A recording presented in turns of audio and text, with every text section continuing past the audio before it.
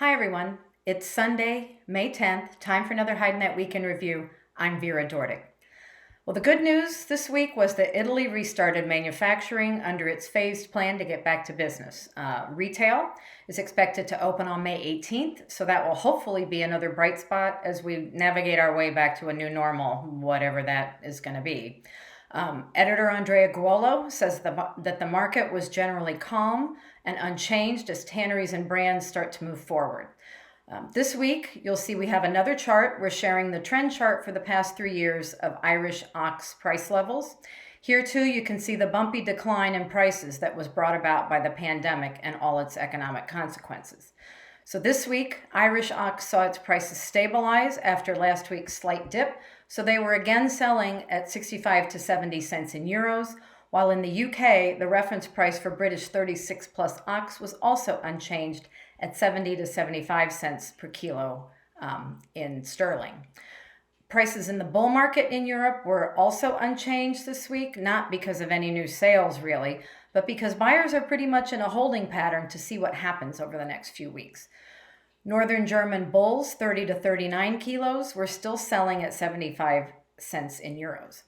With regard to European cows, the market was flat and prices were stable for those selections, mainly because some end user markets have no orders, and the other is that buyers of cows are also waiting to see what happens over the next few weeks. Andrea devotes his analysis to a closer look at what's happening in the tanneries in Italy, specific to the various leather markets and the outlook for demand in each of those. Turning to the U.S., prices were steady, but rather weakly so. More meat packers have opened up plants in the wake of the presidential order, but there are still problems because many workers are hesitant about returning to the floor to go to work. It was rather a quiet week with the May Day holiday affecting China and other parts of Asia, particularly in the beginning of the week, but really for all of it because some people took more time off because of the lack of orders.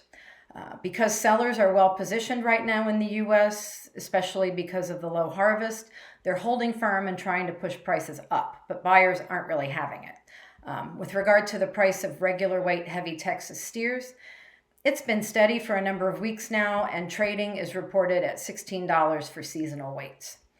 Slaughter was still very low compared to the usual seasonal figures, but it did creep up to 452,000, which is an increase of 6%. And usually May ushers in the start of the American barbecue season, but given the pandemic and all the restaurant closures, it remains to be seen what all that's going to mean for the normal consumption levels. Parts of the country are opening up and some very quickly, but many people are still hesitant to go out to stores and restaurants. With regard to exports, the sales numbers were stunningly low for the last week of April, with the combined total a paltry 250,500. China again bought most of those, accounting for 95% of the rawhide sales. And disappointingly, combined shipments were lower by 3% at 455,900. In our observations this week, we look at the instability in the market and how that's currently the new normal for the time being. From South America, editor Ronald Guiel reports from Brazil that prices were again stable for the week. Fresh hides were still unchanged and selling at 49 cents in reals per kilo, but the exchange rate knocked the price down in dollars to 8 US cents per kilo. TR1 was at 53 cents per square foot, which is steady. Among the other news stories from Brazil, we saw some updates on various meat packing plants opening and closing, along with some items on virtual industry meetings that have been and are being held. From elsewhere in Latin America, we have news on the restart of the leather and footwear manufacturing in Argentina, further discussions among footwear entities in Latin countries banding together to control the inexpensive shoe imports that come into their nations, and a decrease in slaughter in Paraguay, among other news. So that's all the news we have for today, and until next week, good night from HideNet.